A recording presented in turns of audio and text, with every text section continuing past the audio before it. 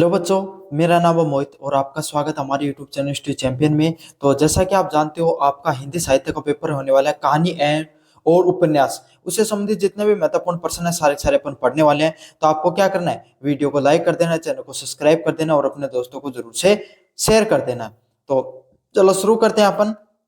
अगला महत्वपूर्ण प्रश्न, ये वाली पीडीएफ है वो आपको हमारे टेलीग्राम चैनल है वहां पर आपको देखने को मिल जाएगी। टेलीग्राम चैनल को जरूर से ज्वाइन कर लेना। टेलीग्राम चैनल को जैसे ज्वाइन करो आप, आपके सामने तो यहाँ पर एक नीचे की तरफ BA second semester Hindi literature guest paper plus solution की पीडीएफ पड़ी है। आप जाकर इसको जरूर से पढ़ लेना। टेलीग्राम का डिस्क्रिप्शन में लिंक दूंगा, डिस्क्रिप्शन पे टेलीग्राम के लिंक पे क्लिक करते हुए आपको ये पीडीएफ मिल जाएगी। वहां पर आपके सामने टेलीग्राम पे पीडीएफ देखने को मिल जाएगी। पीडीएफ जाकर जरूर से डाउनलोड कर लेना और इसी विषय से संबंधित आपके सामने जो अन्य वीडियो हैं वो भी मैं आपको करवाऊंगा। तो उनका सॉल्यूशन का लिंक भी प्लेलिस्ट में मिल जाएगा, तो वहां से जाकर जरूर से पढ़ लेना। अब अपन पढ़ते हैं। आपके सामने महत्वपूर्ण प्रश्न है, उपन्यास महाभोज की राजनीति और सत्ता संघर्ष का चित्रण कीजिए। मतलब उपन्यास जो महाभोज है उसमें राजनीति और सत्ता संघर्ष को किस तरीके से दिखाया गया है उसके बारे में अपन विस्तार से पढ़ने वाले हैं। काफी ज्यादा महत्वपूर्ण प्रश्न होने वाले हैं आपके सामने। जहां पर आपके सामने क्या देखने को मिलता है, मनु भंडारी के द्वारा जो उपन्यास लिखा गया महाभोज, ये भारतीय राजनीति के यथार्थवादी, कटु और अक्सर भ्रष्ट स्वरूप का गहन चित्रण किया गया इसमें। मतलब मनु भंडारी के द्वारा जो उपन्यास लिखा गया महाभोज, इसमें वास्तविकता को दिखाया गया है किस तरीके से जो हमारी राजनीति है वो भ्रष्टाचार से युक्त है, और उसका जो कटु जो आपके सामने दृश्य है उसके बारे में विस्तार से बताया गया है। उपन्यास सरोहा गांव के एक दलित युवक के बेसर रहस्य में मौत से शुरू होती है। मतलब ये कहानी किससे शुरू होती है, एक सरोहा गांव में एक बिंदा नाम का आपके सामने एक लड़का होता है, उसकी क्या हो जाती है, एक रहस्य में मौत हो जाती है। और उसके बाद में जिस तरीके से भारत में कोई भी व्यक्ति है, खास करके समाज के उस वर्ग से आता है जहां पे उनको वंचितों को उतना हक नहीं मिलता है, तो उनके लिए राजनीति होना एक स्वाभाविक सी चीज है। तो उसके साथ क्या हो जाती है, आपके सामने सत्ता का संघर्ष है वो शुरू हो जाता है। मतलब राजनीतिक पार्टियां हैं वो राजनीति का लाभ लेने के लिए क्या करती हैं, एक दूसरे से संघर्ष शुरू कर देती हैं। जिस तरीके से चाहे कोई भी घटना हो जाओ भारत में, सबसे पहले किस चीज की शुरुआत होती है, राजनीति की। राजनीति के बिना, भारत में राजनीति के बिना कुछ भी अधूरा नहीं रहता है।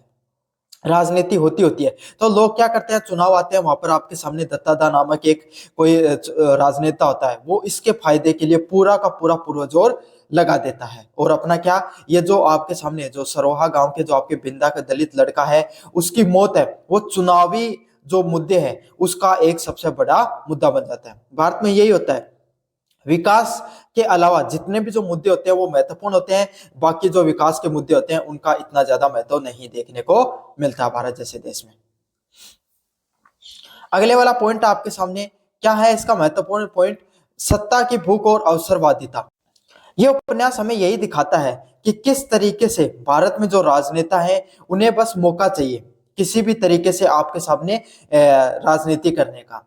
उपन्यास दिखाता है कि कैसे राजनेता, मुख्यमंत्री, दास साहब, विपक्षी नेता, सुकुल बाबू न्याय या जनहित से ज्यादा अपनी सत्ता बचाने या हासिल करने में लगे हुए हैं। तो यहाँ पर एक दलित व्यक्ति की मृत्यु हो जाती है, और ये तो आप अपने समाज में भी देख सकते हो।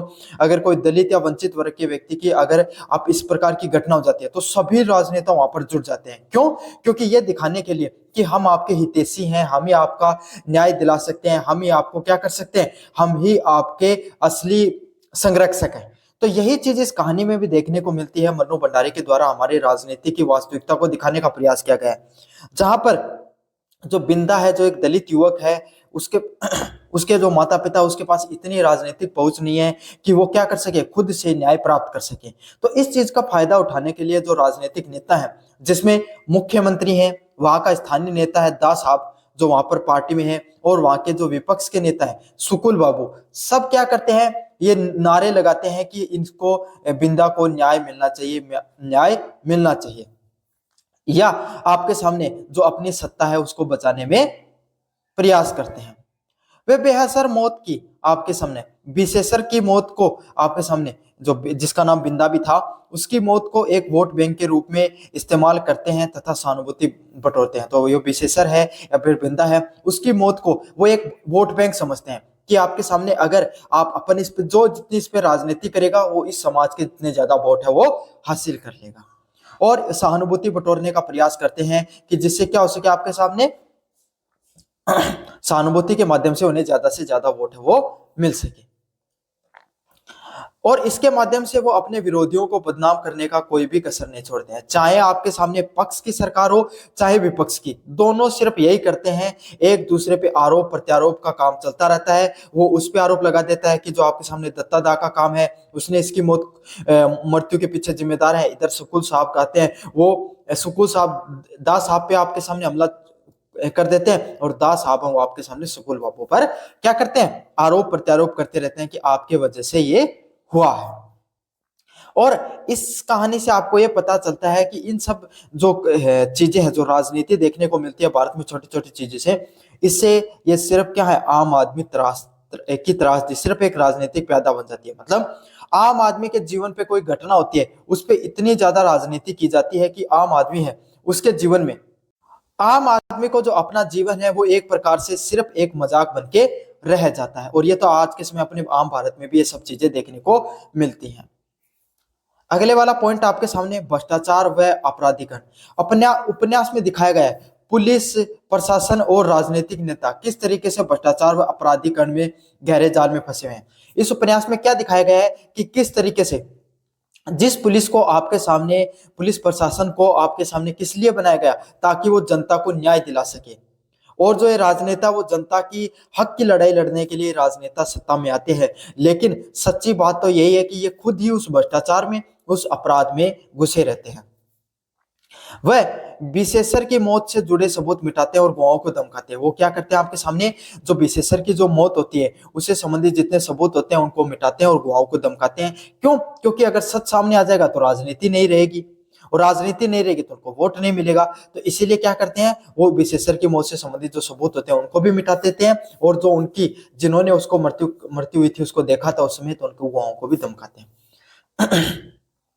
और जो वास्तविक अपराधियों को संरक्षण देते हैं, जिससे उनका राजनीतिक हिस्सा आते रहे। मतलब वे मृत्यु किसी और कारण से हुई, लेकिन अपनी राजनीतिक हित के लिए क्या करते हैं, वो उन अपराधियों को क्या करते हैं, संरक्षण देने का क्या कार्य करते हैं। और ये तो हमारे भारत में भी देखने को मिलता है, राजनीतिक कारणों की वजह से बहुत से लोगों की मृत्यु होती है, और उनको राजनीतिक हित के लिए, फायदे के लिए जो अपराधी रहते हैं वो बच जाते हैं। न्याय की प्रक्रिया को बाधित किया जाता है और सत्य को दबाया जाता है। और ये जो राजनीतिक फायदे के लिए क्या किया जाता है, जो न्याय की पूरी प्रक्रिया है उसको तो कहीं दबा दिया जाता है, और आपके सामने न्याय की प्रक्रिया को तो कहीं ना कहीं बाधित किया जाता है, और सत्य जो विशेषर की जो मौत है, बिंदु की जो मौत है, उसको कहीं ना कहीं पर आपके सामने जनता के सामने नहीं लाया जाता है। अगर जनता के सामने वास्तविकता आ जाती तो राजनीतिक लाभ नहीं मिलता। अगले वाला पॉइंट आपके सामने, भारत में दलगत राजनीति का खोखलापन। मतलब अलग अलग जो आपके सामने भारत में बहु राजनीतिक पार्टियां देखने को मिलती हैं, जो हमारी लोकतांत्रिक परंपरा की विशेषता भी है। लेकिन ज्यादातर ये राजनीतिक पार्टियां क्या करती हैं, एक दूसरे पे आरोप प्रत्यारोप ही करती रहती हैं, जिससे क्या होता है, किसी भी पार्टी को, कोई भी पार्टी वो अपना हित साधने के लिए क्या करती है, आपके सामने वास्तविकता को सामने आने ही नहीं देती है। विभिन्न राजनीतिक दल एक दूसरे पे कीचड़ उछालते और झूठे आरोप लगाते रहते हैं। मतलब इस कहानी में आपके सामने जो ये कहानी है, इसमें क्या ये दिखाया गया है कि राजनीतिक पार्टियां हैं वो वास्तविकता को लाने के बजाय एक दूसरे पे आरोप लगाते रहते हैं कि उस पार्टी ने ये किया है, इस पार्टी ने ये किया है, हम बहुत अच्छे हैं, हमने सब कुछ सही किया है, इस प्रकार के आरोप लगाते रहते हैं। और तथ्यों को तरोड़ मरोड़ कर पेश करने का प्रयास किया जाता है, और क्या दिखाया जाता है कि जो सच्चाई होती है उसको तो दुनिया के सामने रखा नहीं जाता है, और जो तथ्य होते हैं उसको तरोड़ मरोड़ कर पेश किया जाता है। उनका उद्देश्य विशेषज्ञ जैसे पीड़ितों को न्याय दिलाना नहीं, बल्कि अपने राजनीतिक प्रतिनिधित्व, जो प्रतिद्वंदी है उनको बनाना होता है। बस उनका जो असली व्यक्ति, जो पीड़ित व्यक्ति होता है, उसको न्याय से उनको कोई मतलब नहीं होता है। वो झूठी सहानुभूति लेते हैं। भारत में भी देखा होगा, कोई भी घटना हो जाए, बस राजनेता वहां पर पहुंच जाएंगे, उससे पहले उन्हें कोई मतलब नहीं था उस घटना से, पहुंचेंगे, वो झूठी सहानुभूति दिखाएंगे कि हम ही है बस आपके मसीहा, और जैसे वो बात ठंडी हो जाती है कोई मतलब नहीं रहता किसी को। समझ में आ गया? तो बस यही है, वो अपने वोट बैंक को साधने के लिए सब चीजें की जाती हैं। अगले वाला पॉइंट है आम आदमी की उपेक्षा। उपेक्षा। इस सत्ता संघर्ष में आम आदमी, विशेषकर समाज का वंचित वर्ग जैसे दलित है, वो पूरी तरीके से हाशिए पर चला जाता है। ये जो राजनीति देखने को मिलती है, इसमें कहीं ना कहीं आम आदमी उसका बहुत गहरा नुकसान देखने को मिलता है। उसको खुद को ऐसे लगता है कि जैसे वो खुद एक मजाक बन के रह गया है। जिन राजनेताओं को उसने उनकी जो सत्ता में उनको उनके फायदे के लिए, उनकी सेवा के लिए, उनके हक की बात उठाने के लिए वो लेकर आए थे, वही राजनेता ने उनको सिर्फ मजाक बना के रख दिया है। और खास करके जो वंचित वर्ग है, जिनके पास इतने संसाधन नहीं है, जिनके इतने पास राजनीतिक सत्ता नहीं होती है, तो उनको तो और भी ज्यादा मजाक उनका बना कर रख दिया जाता है। बस उनके लिए यह दिखाया जाता है कि हम आपके सच्चे हितैषी हैं, लेकिन वास्तविकता में कोई भी किसी के साथ नहीं दिखाई देता है। उनकी आवाज को दबा दी जाती है और न्याय की अवधारणा को पूरी तरीके से गौण कर दिया जाता है। और उनकी जो आवाज होती है वास्तविकता में आपके सामने, उसकी आवाज को दबा दी जाती है और जो पूरी की पूरी अवधारणा है वो क्या हो जाती है, गौण हो जाती है। विशेषर की मौत आज तक एक रहस्य बनी हुई है। इस कहानी के अंदर दिखाया जाता है कि जो विशेषर है, उसकी वो राजनीतिक पार्टियां अपने राजनीतिक फायदे के लिए बहुत बड़ा चुनावी मुद्दा बनाती हैं। चुनाव हो जाता है, सभी दल जीत भी जाते हैं, लेकिन उसके बाद में किसी को कोई मतलब नहीं था विशेषर की मृत्यु को। और अब जो राजनीतिक फायदे के लिए जो असली अपराधी थे, उनको तो संरक्षण मिल गया, वो तो बच गए। अब उनको कोई मतलब नहीं है, ना ही पुलिस प्रशासन को कोई मतलब नहीं है, वो और कोई काम में बिजी हो गया आपके सामने। तो इस प्रकार से आपके सामने जो असली पीड़ित था, उसको न्याय नहीं मिला। वो विशेषर की मौत तो रहस्य बन के रह गई और राजनीतिक दलों ने उसको वास्तव में न्याय दिलाने में सफल नहीं हुए। और राजनीतिक दलों ने क्या किया, सिर्फ अपना फायदे के लिए इसको एक पूरी तरीके से राजनीतिक मुद्दा बनाकर वोट बैंक बनाया। महाभोज, जो एक भारतीय लोकतंत्र व्यवस्था में व्याप्त खोखलेपन व लालच व मानवीय मूल्यों के पतन की कहानी दिखाती है। मतलब महाभोज जो मनु भंडारी ने भारतीय समाज की वास्तविकता को दिखाया है, जिसमें भारतीय लोकतंत्र में जो आपके सामने जो परंपरा देखने को मिलती है, दलीय परंपरा देखने को मिलती है, चाहे पक्ष हो चाहे विपक्ष हो, सभी अपने एक दूसरे फायदे के लिए लगे रहते हैं। ना तो किसी को कोई से मतलब है, ना ही किसी को वास्तविकता से मतलब है। यही चीज दिखाती है किस तरीके से हमारे समाज में ये जो राजनीति है, खोखलापन के अलावा कुछ भी नहीं है। सभी लोग सत्ता के लालच में एक दूसरे के ऊपर क्या करते रहते हैं, आरोप प्रत्यारोप करते रहते हैं। किसी को एक दूसरे की वास्तविकता से कोई मतलब नहीं है, किसी को कोई महत्व नहीं है। यहाँ पर सब कुछ एक महाभोज, जनता का शोषण का हिस्सा बन जाता है। जिस तरीके से आपके सामने एक महाभोज होता है, जिसमें जो सबसे बड़े बड़े लोग होते हैं, इनको वो ही सबसे ज्यादा दावत का फायदा उठाते हैं, और आपके सामने जनता है उसको नीचे हाशिए पर बैठ के देखना होता है। तो बस इसी चीज के बारे में बताया गया है। तो ये था आपके सामने मन्नू भंडारी के द्वारा उपन्यास महाभोज में राजनीति और सत्ता संघर्ष के बारे में विस्तृत रूप से पढ़ा। कैसे लगा आपको ये प्रश्न, जरूर से बताना मुझे कमेंट बॉक्स में। तो बच्चों, मेरा नाम है मोहित और आपका स्वागत है हमारे यूट्यूब चैनल हिस्ट्री चैंपियन में। तो जैसा कि आप जानते हो, आपका जो पेपर होने वाला है बीए सेकंड सेमेस्टर का हिंदी साहित्य का कहानी है उपन्यास, या फिर आपका और कोई हिस्ट्री में पेपर हो और आपका जो पेपर हो जो महाभोज जो उपन्यास है मन्नू भंडारी, उससे संबंधित प्रश्न आने वाला है। महाभोज में जनता और मीडिया की भूमिका के बारे में विश्लेषण कीजिए। काफी ज्यादा महत्वपूर्ण प्रश्न है, उसके बारे में अपन विस्तृत रूप से पढ़ने वाले हैं। आपको क्या करना है, आपको इस वीडियो को पूरा देखना है, चैनल को सब्सक्राइब कर देना है और अपने दोस्तों को जरूर से शेयर कर देना है। तो चलो शुरू करते हैं अपन वीडियो को। बस आपको चैनल को जरूर से सब्सक्राइब कर देना है। साथ के साथ आपके सामने जो ये पीडीएफ है जो मैं पढ़ा रहा हूँ, ये टेलीग्राम चैनल पे मिल जाएगी। टेलीग्राम चैनल का लिंक डिस्क्रिप्शन पे है, वहां से जाकर जरूर से पढ़ लेना इन प्रश्नों को। मन्नू भंडारी के उपन्यास महाभोज में जनता और मीडिया दोनों की जो भूमिकाएं हैं, ये भारतीय लोकतंत्र में शक्ति की व्यवस्थाओं को दर्शाते हैं। खास करके वे भ्रष्ट राजनीति और सत्ता संघर्ष के मकर जाल में उलझ जाते हैं। अगर अपन विस्तार से पढ़ें, आपके सामने मन्नू भंडारी के द्वारा जो उपन्यास लिखा गया है महाभोज, उसके अंदर जो जनता और मीडिया है दोनों की भूमिकाएं है, वो भारतीय लोकतंत्र में उनकी शक्तियां, एक तो उनकी शक्तियों को भी दिखाती है कि भाई उनकी क्या शक्तियां हैं और उनकी क्या क्या कमजोरियां हैं, साथ के साथ उनको भी दिखाती है किस तरीके से वे भ्रष्ट राजनीति और सत्ता संघर्ष के मकर जाल में उलझ जाते हैं। लेकिन क्या होता है आपके सामने, दोनों के दोनों वो भ्रष्ट राजनीति का और आपके सामने जो सत्ता का जो संघर्ष है, इसके जो मकर जाल होते हैं, उनके द्वारा जो एक मकड़ी के जैसे जाल बुनाया जाता है, उसमें जैसे मकड़ी के जाल में अगर कोई मच्छर गिर जाए या चिट्ठी गिर जाए तो वो उसमें फंसते चले जाते हैं, जैसे उसमें प्रयास करते हैं वैसे फंसते चले जाते हैं। इसी तरीके से इन राजनेताओं ने एक बहुत ही सोचा समझा क्या किया है, एक बहुत ही सोची समझी व्यवस्था चालू कर रखी है, जिसमें मकड़ी के जैसे जाला इन्होंने राजनेताओं के द्वारा बुना हुआ है, और आम जनता है, मीडिया है, अन्य कोई व्यक्ति है, वो जितना ज्यादा उसके अंदर गहराई के अंदर जाता है उतना ही फंसता चला जाता है। अगले वाला प्रश्न है इसमें आपके सामने जनता की भूमिका। जनता क्या भूमिका है? सरोहा गांव में जनता, विशेषकर दलित समुदाय, बेसर की मौत के रहस्य के बाद में शुरू हुए आक्रोश और न्याय की प्रबल भावना से भरी हुई है। इस चीज से हमें पता चलता है कि भारतीय जो जनता है, भारतीय समाज में जो जनता है, उसमें बहुत सी शक्तियां देखने को मिलती हैं। इस टिप्पणी हमसे हमें जब पता चलती है, जब सरोहा गांव में एक दलित समुदाय का एक लड़का होता है, बेससर, जिसको बिंदु के नाम से भी बोला जाता है, जाना जाता है, उसकी मौत के बाद में एक बहुत बड़ा जन आक्रोश देखने को मिलता है, जिसमें आपके सामने जो जनता है उसको न्याय से भरी भावना है वो प्रबल हो जाती है कि भाई उनमें होता है कि हमें इसको न्याय दिलाना है, इसकी मृत्यु हुई तो क्यों हुई। जनता वो आक्रोशित हो जाती है, एक बहुत बड़ा विरोध प्रदर्शन देखने को मिलता है। वे प्रदर्शन करते हैं और सच्चाई की मांग करते हैं, और वो क्या करते हैं, बहुत बड़ा विरोध प्रदर्शन दिखाते हैं, जनता आक्रोशित हो जाती है, और वे आपके सामने कि इसकी मौत हुई तो कैसे हुई, इसकी सच्चाई सबके सामने लाने के लिए वे प्रयास करते हैं।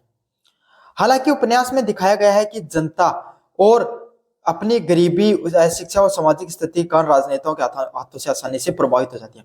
क्या दिखाया गया है? जनता है, जनता की बहुत सी कमजोरियां हैं। एक तो गरीब जनता है, भाई दलित वर्ग से आते हैं तो गरीब वैसे ही है, उनके पास इतना ज्ञान नहीं है, उनके पास उतना पैसा नहीं है। राजनीतिक और आपके सामने जो प्रशासन है जिसमें पैसे का बहुत महत्व है, वो उसको आपके सामने, उनके सामने टिकने के लिए उनके पास पैसा नहीं है। अशिक्षा है, वो इतने पढ़े लिखे नहीं है, उनको अपने हक और अपनी जिम्मेदारियों का ज्ञान नहीं है।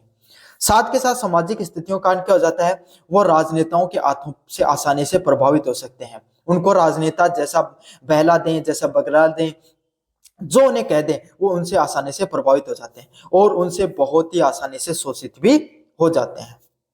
नेता उन्हें छोटे मोटे लाभों, जैसे कि कोई सरकारी नौकरी का लाभ दे दिया, या फिर आपके सामने उसको कि भाई आप न्याय दिला देंगे, 10 दिन में आपके सामने अपन ये जो एसआईटी का गठन कर रहे हैं, 10 दिन में हम आपके सामने 10 दिन में आपको न्याय मिल जाएगा, 15 दिन में न्याय मिल जाएगा आपको, कुछ पैसे के लिए क्या करते हैं, छोटे मोटे लाभों के लिए झूठे वायदे और जातिगत भावनाओं से बरगलाते हैं। क्या करते हैं, सबसे पहले वो आपके सामने लाभ की बात करें कि भाई आपको सरकारी नौकरी दिला दी जाएगी, घर में से एक सदस्य को संविदा पे परमानेंट आपको 10 लाख 5 लाख रुपए दे दिए जाएंगे।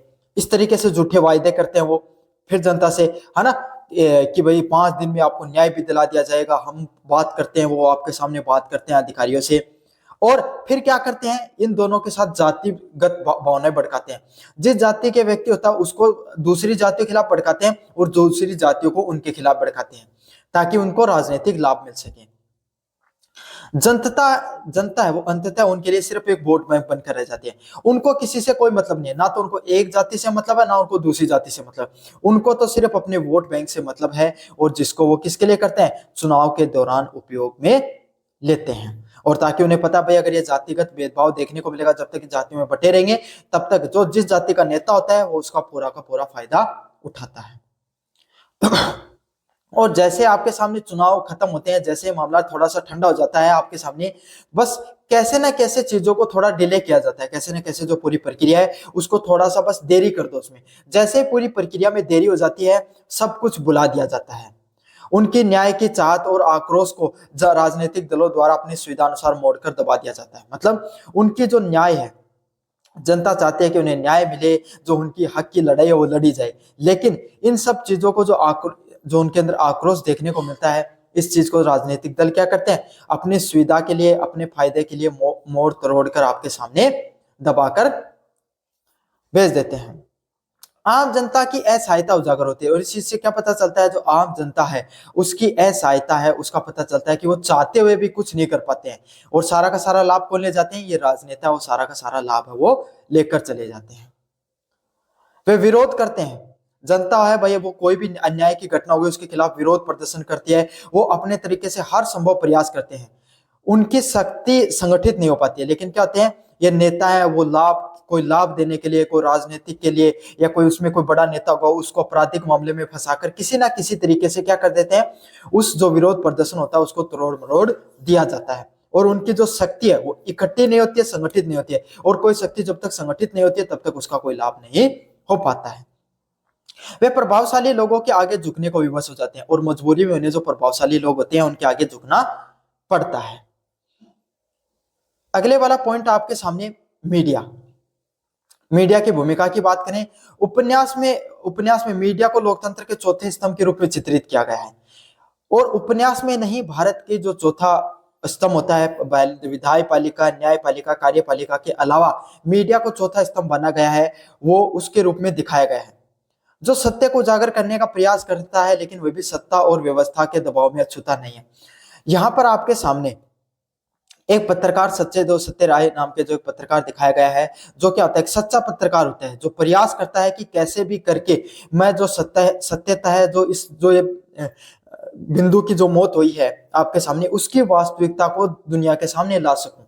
उसके लिए वो प्रयास भी करता है, लेकिन अब उसका भी क्या कर दिया जाता है, उसके ऊपर भी राजनेता है और ये जो व्यवस्था है, पुलिस प्रशासन है, उसका दबाव रहता है। और वो भी दबाव से अछूता नहीं रहता भाई, उसको भी दबाव दिया जाता है कि अगर तुमने सच्चाई दिखा दी है तो फिर तुम्हारा भी जो संपादक है भाई दत्ता बाबू, उसको उस पे प्रभाव आपके सामने क्या देखने को मिलता है, एक प्रेशर देखने को मिलता है उसके ऊपर कि वो सच्चाई और ईमानदारी से काम ना करे, इस वास्तविकता को नहीं दिखाई जाए। इस कहानी के अंदर समाचार पत्र होता है, मसाल के जो संपादक होते हैं, ये जो आपके सामने जो उपन्यास देखने को मिलता है, इस उपन्यास में एक पात्र है जो समाचार पत्र है वहां पर देखने को मिलता है मसाल, उसके संपादक है दत्ता बाबू। जो दत्ता बाबू हैं वो इसके क्या देखने को मिलते हैं, संपादक देखने को मिलते हैं। और उनके पत्रकार बिस्सू जैसे पात्र ईमानदारी से बेससर की मौत की सच्चाई तक पहुंचने और सार्वजनिक करने की कोशिश करते हैं। ऐसी बात नहीं है कि मीडिया इस सब चीजों की सच्चाई दिखाने का प्रयास नहीं करती है, प्रयास तो करती है। इसमें मसाल एक समाचार पत्र है, उसके संपादक दत्ता बाबू और जो उसकी जो पत्रकार है बिस्सू, वो सच्चाई दिखाने का प्रयास तो करते हैं, सार्वजनिक करने का प्रयास करते हैं, लेकिन पुलिस की मिली भगत व राजनीतिक साजिशों को पर्दाफाश करने के भी प्रयास करते हैं। वो प्रयास करते हैं आपके सामने कि पुलिस किस तरीके से जो बिंदु किया विशेष सर की जो मौत हुई है उसको दुनिया के सामने लाया जाए, लेकिन पुलिस है उसकी मिली भगत, पुलिस जो आपके सामने जो अपराधियों को संरक्षण देती है, जो सच्चाई को, जो सबूतों को मिटाने का प्रयास करती है, जो सच्चाई के रखवाले होते हैं, वही सच्चाई को आपके सामने मिटाने वाले बन जाए तो वास्तविकता कैसे सामने आ सकती है। हालांकि राजनीतिक दबाव, धमकियों और व्यवसायिक मजबूरियों भी हावी हो जाती हैं, और काफी हद तक क्या दिखाया जाता है, जो आपके सामने मसाल के जो पत्रकार है दत्ता बाबू को कहा जाता है अगर ये सच्चाई दिखा दी गई तो थोड़े दिन आपका अखबार चलेगा। तो इस तरीके से जो राजनीतिक दबाव देखने को मिलता है, जो धमकियां देखने को मिलती हैं, इससे क्या होता है आपके सामने जो वो मसाल के जो पत्रकार हैं उसको दबना पड़ता है, उन्हें खबर छापने से रोक दिया जाता है। जो इस खबर की जो वास्तविकता होती है उसको वो छापना चाहते हैं, और उसको लेकिन उनको जो डरा धमकाकर, पैसे की धमकी देकर कि उनके विज्ञापन बंद कर दिए जाएंगे और उन्हें कभी विज्ञापन नहीं दिए जाएंगे, विज्ञापन नहीं मिलेंगे तो पैसा नहीं आएगा, और पैसा नहीं आएगा तो फिर अखबार कैसे चलेगा। तो इस प्रकार की जो खबरें होती हैं इनको छापने से रोका जाता है। और कभी कभी उन्हें स्वयं भी समझौता करने के लिए मजबूर होना पड़ता है। वो बहुत प्रयास करते हैं सच्चाई दिखाने के लिए, लेकिन उन्हें क्या होता है आपके सामने, समझौता करने के लिए मजबूर होना पड़ता है। दत्ता बाबू भी अंत में सच्चाई को पूरी तरीके से प्रकाशित करने में असमर्थ रहते हैं, और जो दत्ता बाबू हैं वो प्रयासरत थे कि कैसे भी करके सच्चाई को वो जनता के सामने लाया जाए, लेकिन उनकी व्यावसायिक मजबूरियां होती हैं। अगर अखबार में आपके सामने जो विज्ञापन नहीं मिलेंगे तो सच्चाई सामने नहीं आएगी, तो अखबार कैसे चलेगा, और अखबार नहीं चलेगा तो फिर वो आगे काम कैसे कर पाएंगे, उनका जो बिजनेस है, व्यापार है, वो ठप हो जाएगा। तो इस तरीके से जो उनकी व्यापारिक मजबूरियां हैं उसके आगे उन्हें दबना पड़ता है, जो राजनीतिक जो दबाव है वो देखने को मिलता है। यही स्थितियां आपके सामने मीडिया की स्वतंत्रता की सीमाओं को दिखाती है, और यही आपके सामने जो वास्तविकता, ये किस चीज को दिखाती है, हमारी जो मीडिया होती है उसकी वास्तविकता को भी दिखाती है। यही है मीडिया आपके सामने जो भारत में जो सच्चाई है मीडिया की वो दिखाती है। आज भी ये देखने को मिलता है, आज के समय भारतीय जो मीडिया उसको सत्ता का चाटुकार क्यों कहा जाता है, क्यों? क्योंकि उन्हें पता है अगर वो सत्ता की चाटुकारिता नहीं करेंगे तो उन्हें विज्ञापन नहीं मिलेंगे, और विज्ञापन नहीं मिलेंगे तो फिर जो आपके सामने उनका मीडिया हाउस है, जितने लोग काम करते हैं वो कैसे करेंगे? बिना मीडिया के विज्ञापन के कुछ भी नहीं हो पाता है। जहां वे न्याय के वाहक होते हुए भी शक्तिशाली राजनीतिक और आर्थिक ताकतों के आगे ऐसा ही हो जाते हैं। भाई आज के सामने पूरी दुनिया वो पैसे के सहारे चलती है, पैसा है तो सब कुछ है। तो यही चीज देखने को मिलता है। वो न्याय के वाहक होते हैं, जो मीडिया वो बहुत शक्तिशाली है, वो न्याय के आधार पर चलती है, लेकिन वो इतनी शक्तिशाली होते हुए भी क्या होती है आपके सामने, राजनीतिक व आर्थिक ताकतों के आगे क्या हो जाती है, ऐसा ही हो जाती है। इस उपन्यास में दिखाया गया कि कभी कभी मीडिया सनसनीखेज खबरों के पीछे भगाकर वास्तविक मुद्दों को गौण कर देती है। और ये देखने को मिलता है ब्रेकिंग न्यूज, हेडलाइन, इन सब चीजों की जो बहुत सनसनीखेज खबर दिखाकर जो वास्तविक मुद्दा है उसको दबा दिया जाता है। जो बहुत बड़ा मुद्दा होता है उसको पीछे छोड़ दिया जाता है। कुल मिलाकर महाभोज में जनता और मीडिया दोनों ही एक भ्रष्ट राजनीतिक व्यवस्था के शिकार और मोहरे बन जाते हैं। कुल मिलाकर आपके सामने यह देखने को मिलता है कि जो एक मीडिया होती है वो आपके सामने भ्रष्ट है, जो राजनीतिक व्यवस्था उसका मोहरा बनती हुई दिखाई देती है, जिसे न्याय की प्रक्रिया में बाधक बन जाता है। दोनों शक्तिशाली हैं, जनता के पास वो शक्ति है कि कोई भी राजनेता है, चाहे कोई भी शक्तिशाली ताकत है, उससे लड़ सकती है, लेकिन उसको राजनीतिक लाभ के लिए राजनेता जातिगत जातिगत भावना से लड़ा देते हैं। फिर आपके सामने कुछ लोगों को लोभ प्रलोभन दे देते हैं, कुछ लोगों को आपके सामने राजनीतिक दबाव से डरा धमका कर क्या कर देते हैं, तोड़ लेते हैं। तो इससे जो शक्ति है वो संगठित नहीं हो पाती है और वो टूट फूट देखने को मिलती है व्यवस्था में, जिससे आपके सामने जो न्याय व्यवस्था वो बाधित होती है और सत्य की पहुंच वो कठिन हो जाती है। इससे क्या हो जाता है आपके सामने जो सत्य जो वास्तविकता तक पहुंचना चाहिए था वो वहां तक नहीं पहुंच पाता है। तो यही है महाभोज के अंदर आपके सामने जनता और मीडिया की भूमिका के अपन विस्तार से पढ़ा है। काफी ज्यादा महत्वपूर्ण प्रश्न था। कैसा लगा आपको प्रश्न जरूर से बताना, चैनल को जरूर से सब्सक्राइब कर देना और अपने दोस्तों को जरूर से शेयर कर देना। धन्यवाद।